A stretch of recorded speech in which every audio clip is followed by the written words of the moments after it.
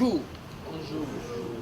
Nous vous remercions d'avoir répondu à notre invitation pour ce point de presse que nous tenons dans ce cadre agréable de notre siège national afin d'éclairer l'opinion nationale et internationale au sujet des récentes sorties médiatiques du président rwandais Paul Kagame et de l'ancien président de la RDC Joseph Kabila. Le rassemblement des compagnons d'Étienne Tshisekedi pour le changement et le progrès social, RCT-CPS en sigle, voudrait éclairer l'opinion sur le sens à donner à ces deux interventions. D'ores et déjà, l'opinion nationale et internationale doivent retenir que ces deux interventions ne servent qu'à chercher à se dédouaner de leur implication directe dans les massacres, les tueries, drames et l'exploitation illégale des ressources naturelles qui sévissent dans l'est de la République démocratique du Congo. S'agissant du président Paul Kagame, comme il en a l'habitude, il recourt toujours à sa vieille rengaine de la présence supposée des FDLR sur le pays qui constituerait une menace pour la sécurité de son pays. Mais, curieusement, lorsqu'on lui pose la question sur le nombre et leur localisation précise, sa réponse est évasive, alors qu'il a une forte présence militaire rwandaise en République démocratique du Congo. Les RCT-CPS relèvent par ailleurs que M. Paul Kagame prétend que le mouvement AFC M23, qu'il qualifie de mouvement congolais associé à l'ancien président Joseph Kabila, sécuriserait son pays, le Rwanda.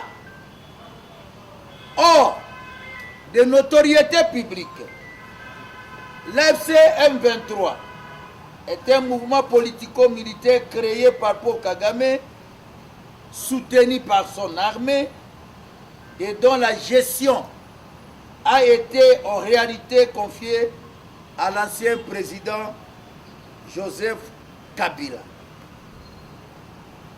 De toute évidence, c'est l'armée rwandaise elle-même qui, au travers de AFC M23, assure de fait la sécurité du Rwanda et l'exploitation illégale des ressources naturelles de la République démocratique du Congo, contrairement aux affirmations mensongères de Paul Kagame. Quant aux déclarations sibyllines, voire obscures, de l'ancien président Joseph Kabila, elles ne constituent que des manœuvres dilatoires pour se disculper d'une responsabilité historique qui lui incombe. En tout état de cause, le rassemblement des compagnons d'Étienne Tshisekedi pour le changement et le progrès social, RCT-CP son sigle, prennent date et disent à l'opinion, tant nationale qu'internationale, que 1.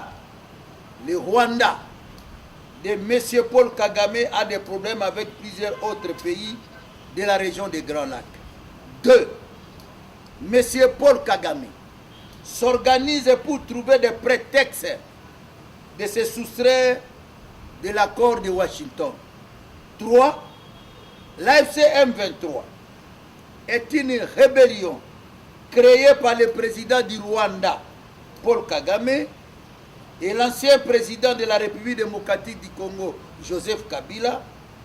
Autrement dit, Paul Kagame est président et Joseph Kabila est vice-président.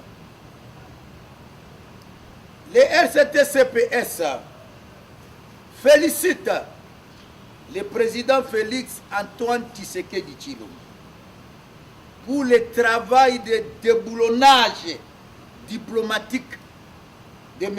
Paul Kagame et qui a compris que M. Paul Kagame est un mal absolu dans la région des Grands Lacs. Enfin, les RCT-CPS soutient totalement les efforts du président Félix Antoine Tshisekedi Tshilombo de faire aboutir les accords de Washington qui permettront le rétablissement de l'autorité de l'État sur l'ensemble du territoire national. Nous avons dit et nous vous remercions. Merci Président pour cet exposé aussi clair. Nous allons passer la parole aux journalistes pour des questions. Présentez-vous et puis... En français, en lingala bien sûr. Comme d'habitude, je serai complété par les doyens. Le doyen, notre président Mokia. Il y a aussi le président, le professeur Aimé qui peut compléter s'il y a quelque chose. Vous parlez de la bande des criminels, c'est-à-dire la bande de Kagame, et vous demandez à ce que nous puissions vous donner quelles sont les stratégies appropriées. Mais je pense que les choses sont claires. Les stratégies appropriées, la première des choses, il fallait avoir un nom. C'est comme aujourd'hui, nous allons jouer au foot. On devait avoir les bons joueurs. On a eu des bons joueurs, on a gagné. Même si un entraîneur est tellement fameux, mais si on n'a pas de bons joueurs, ça sera compliqué. Nous avons l'avantage d'avoir aussi le premier sportif qui est un bon joueur. Il s'appelle Félix Antoine Tshisekedi Tshilombo. Il a compris comment déboulonner Kagame et Kabila. Alors, à partir de ça, ça c'est la grande stratégie d'abord, avoir l'homme, les problèmes d'homme. En dehors de ça, qu'est-ce que cet homme doit faire? La diplomatie. Parce que vous savez, tout ce qu'on a comme problème, c'est toujours la communauté internationale. Il fallait convaincre la communauté internationale.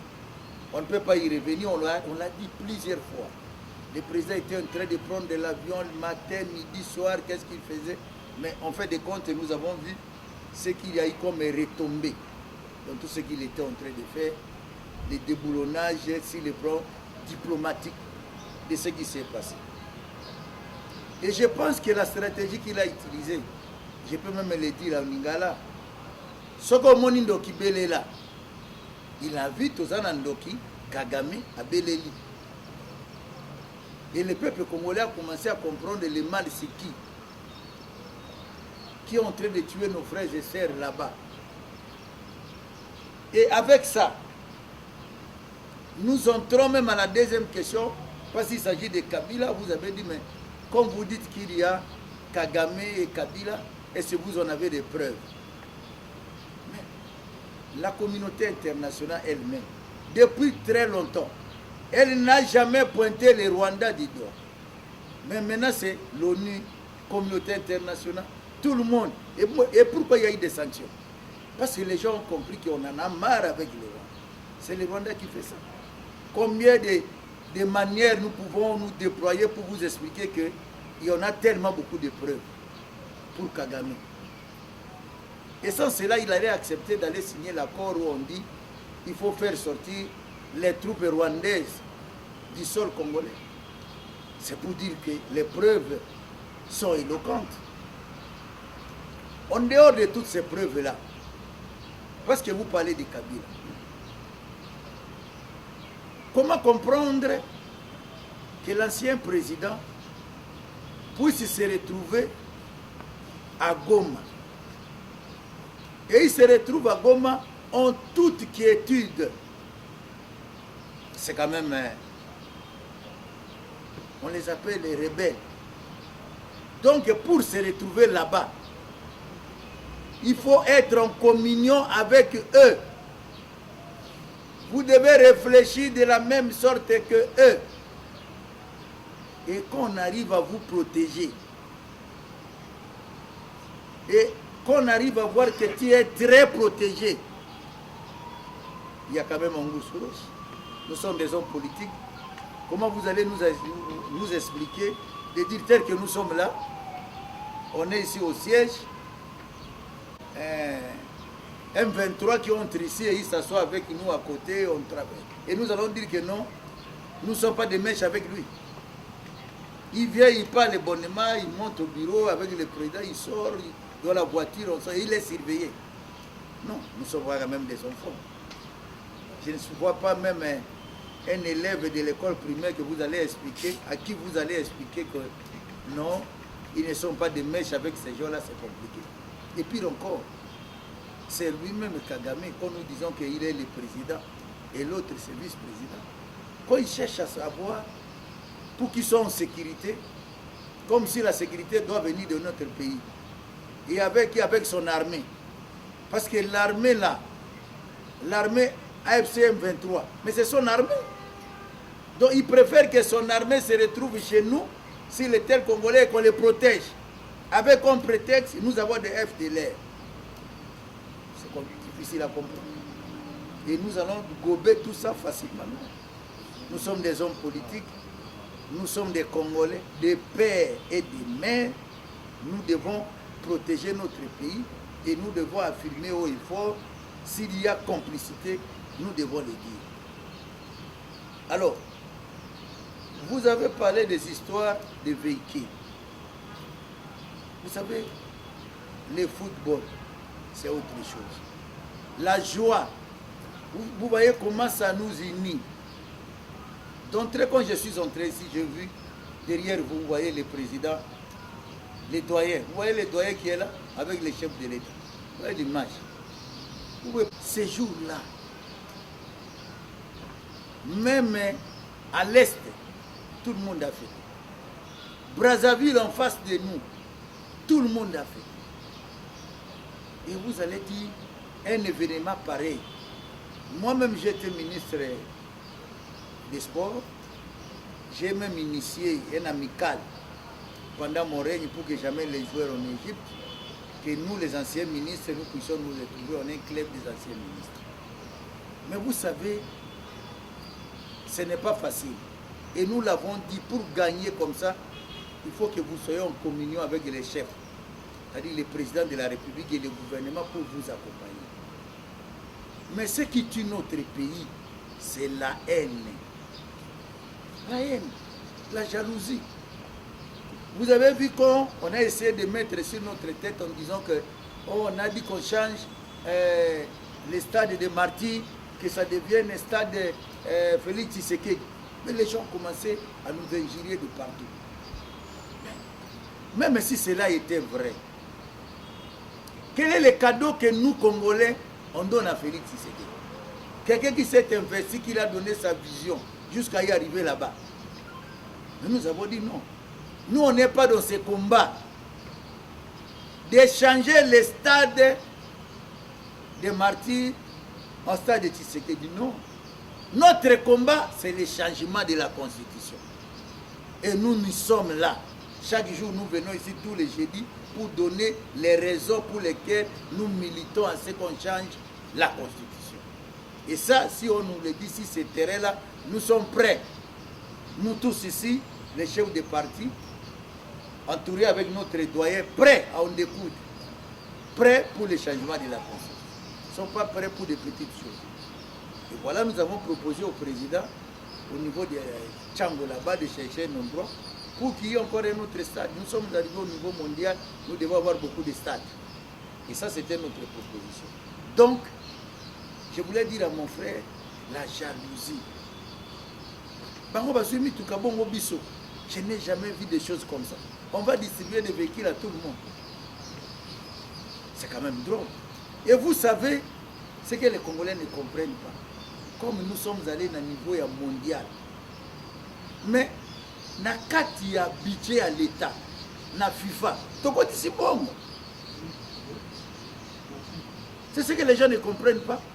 Makolo ya bana wana ba effort na bango sous l'impulsion du président de la République, mbongo ekoti na l'État.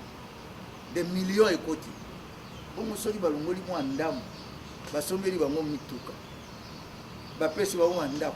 Même le maréchal Mobutu l'avait fait. Mais en quoi ça peut constituer un problème?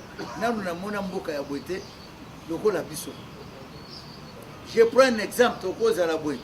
Doyen, mon n'est tout ça, tout ça n'a pas de problème. Quand il y a un bureau dit, il doit $100, mon n'a pas de 100.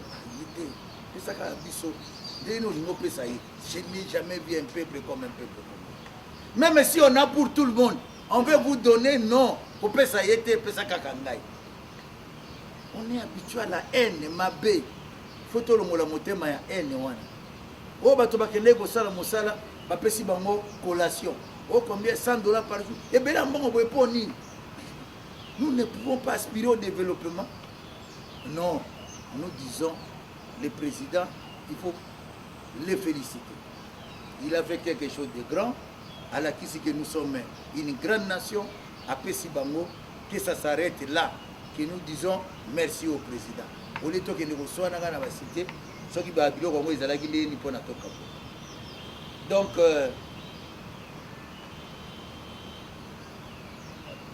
parce que c'est la même question que vous avez posée aussi à propos des supporters. En disant que les supporters, Moussou Bazouaki, Moussou Bazouite, toujours la même question. Il a tué. Parce que ce sont eux-mêmes qui voulaient prendre le pouvoir. Mais comme lui protestait, il dit non, vous ne pouvez pas prendre le pouvoir, vous n'êtes pas des Congolais. Et vous serez mal vu vis-à-vis de notre population. Laurent Désiré Kabila s'est précipité à Lubumbashi pour s'autoproclamer chef de l'État. Cela n'a pas plu aux Rwandais. Ils ont gardé les dents jusqu'à ce qu'on va tuer Laurent Désiré Kabila pour que nous puissions rester tranquilles. C'est pourquoi, vous les Congolais, vous voyez tout le temps cette multitude de rébellions à tout moment dans notre pays. Félix Tshisekedi, le président Félix Tshisekedi est arrivé. Il a pris le pouvoir, mais on lui a laissé un cadeau empoisonné. On dit, prenez le pouvoir. Or qu'il s'était préparé avec les milices qui étaient en Ouganda. Il avait regroupé en Ouganda que si les leurs prenaient le pouvoir, nous allons lancer nos chiens pour pouvoir l'embêter. Et vous avez tout suivi. À peine au pouvoir, directement on voit déjà sortir de l'Ouganda pour venir embêter Félix Tshisekedi. Mais ils n'ont pas embêté seulement Félix Tshisekedi, ils ont embêté tout un peuple que nous sommes. Alors, si maintenant il se vante, lui il se dit il est le tout-puissant président de la République démocratique du Congo et du Rwanda. Ce n'est pas un problème, parce qu'il a fait preuve. Nous avons vu comment il a géré le Congo. Sous Joseph Kabila, c'est lui qui était maître du Congo, c'est lui qui gérait, c'est lui qui dictait tout ici. Nous, on était dans l'opposition, on savait tout ce qui s'est passé. J'ai discuté avec eux, j'ai donné des prévisions. Ce n'est pas pour eux qu'on m'a arrêté à tout moment, parce que si je touche un point, ils savent que cet homme, il a touché ce point, c'est qu'il connaît quelque chose. Il faut le faire retirer de la circulation pour aller les gazer quelque part à la prison centrale de Makala. Et les voici aujourd'hui, Félix Tshisekedi au pouvoir. Ils ont pris Joseph Kabila, on l'a fait sillonner ici en Afrique à la recherche pour les gazer.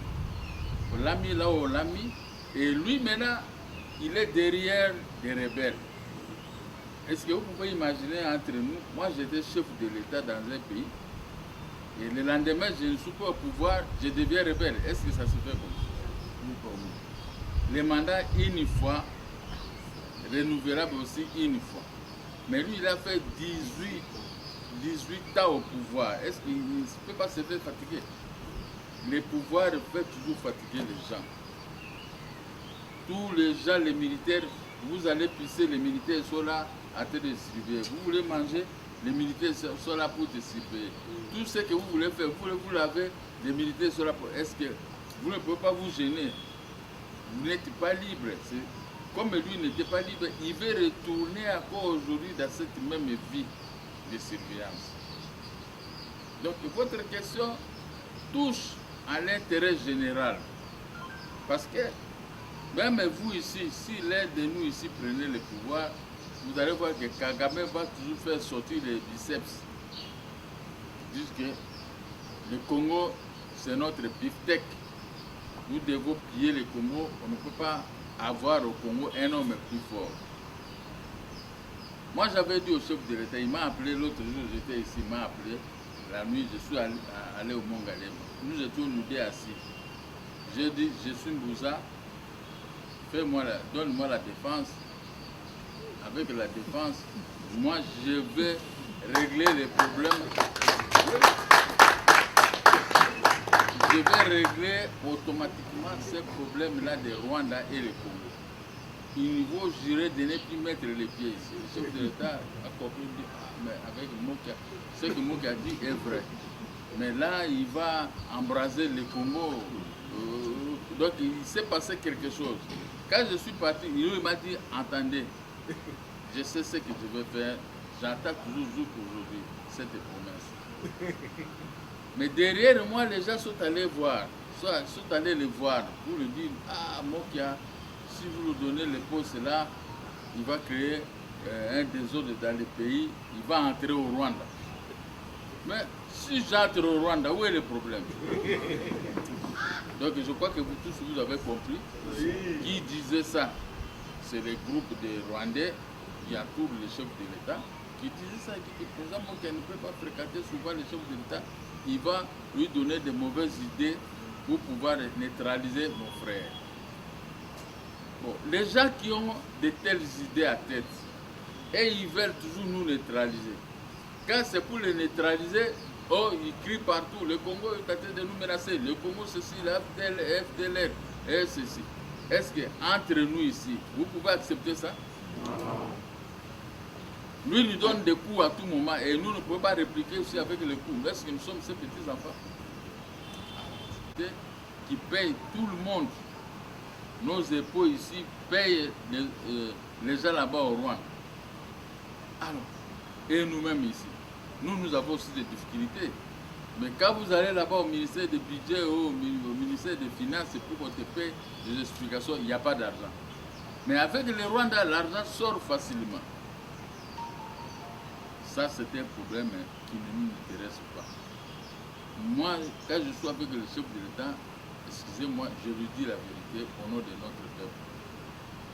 Parce que les ancêtres qui ont lutté pour ces pays ici, où on nous parlait de Congo Lutete et beaucoup de gens qui ont géré le pays avec les Belges ici, ils ont lutté pour notre bonheur. Nous aussi, moi et vous, nous pouvons aussi lutter pour le bonheur de nos enfants et nos petits-fils. C'est restore. Donc nous devons lutter pour eux. Mais si nous ne voulons pas lutter pour eux, qui vont lutter pour eux? Donc nous allons abandonner le pays comme ça, entre les mains des crocodiles. En tout cas, ce n'est pas du tout sérieux. Que personne ne vous trompe, entre nous ici, personne dans son cœur veut que le Rwanda puisse gérer le pays. Le Rwanda est en train de gérer le pays, c'est parce que suite à notre propre ignorance. Parce que j'ai besoin d'argent, on me donne un peu d'argent, je retourne, je change les Kazakhs comme on dit, je deviens contre les Congolais, comme ceux qu'on a vu les Congolais qui sont dans la rébellion. Je suis en train de faciliter le Rwanda, de piller dans notre pays, de nous malmener du matin au soir. Mais entre nous, c'est notre pays. Nous avons autant de chômeurs. Moi, quand je suis arrivé ici à Kinshasa en 1996, en 1969, je n'avais pas trouvé cette environnement. Je vais aller en ville, je vais en ville. Je vais aller à Matete, je pars directement à Matete. Je vais aller à Kingasani, je pars à Kingasani. Mais aujourd'hui, quitter ici pour aller à Kingasani, c'est le monde à l'envers. Pour aller à Ngiringiri, c'est très difficile. Est-ce que vous contrôlez tous ces gens-là qui sont avec nous ici? Vous ne contrôlez pas ces gens. Regardez bien ces gens, ils sont en train d'apprendre après les lingala, notre langue. Ils sont en train d'apprendre. Il faut un effort pour apprendre comme ça. Si vous discutez avec le loup ici, vous parlez un lingala fabriqué, mais vous allez seulement comprendre que celui-ci, ce n'est pas le nôtre. Mais ce sont déjà fabriqués. Au Rwanda, il y a des écoles où on apprend aux enfants le lingala. Hein? Il y a des écoles où on apprend aux enfants le lingala. Et on apprend à leurs petits-enfants que, vous voyez, Goma, Bukavu, c'est notre, ça fait partie de notre pays. Et les enfants grandissent avec cette idée, avec ces idées à tête. Mais nous sommes distraits. Moi, je dis entre nous, les Congolais, nous sommes distraits. Moi, je veux seulement être votre ennemi, être l'ennemi d'un tel, mais l'essentiel, protéger notre pays, nous ne sommes pas là.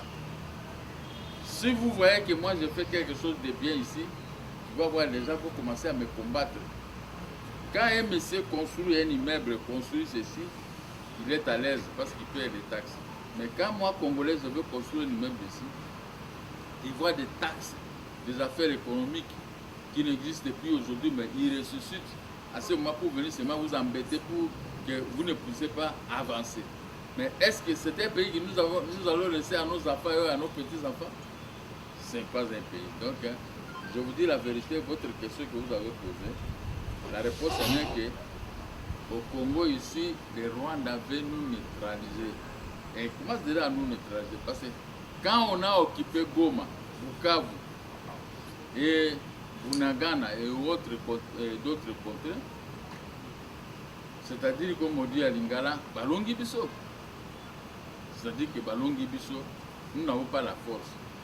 Nous avons la joie pour autre chose, mais nous gardons le silence pour ce qui nous embête. Ce qui nous embête, c'est l'occupation de nos territoires, de nos provinces. Ça, je ne vois personne qui a la volonté quand même de protester que notre armée doit fournir un effort pour pouvoir récupérer celle. Mais si nous ne récupérons pas, je vous dis la vérité, dans les années à venir, nous allons rester des esclaves de petits pays. À ces mots, je vous dis merci de m'avoir suivi. Merci, Président.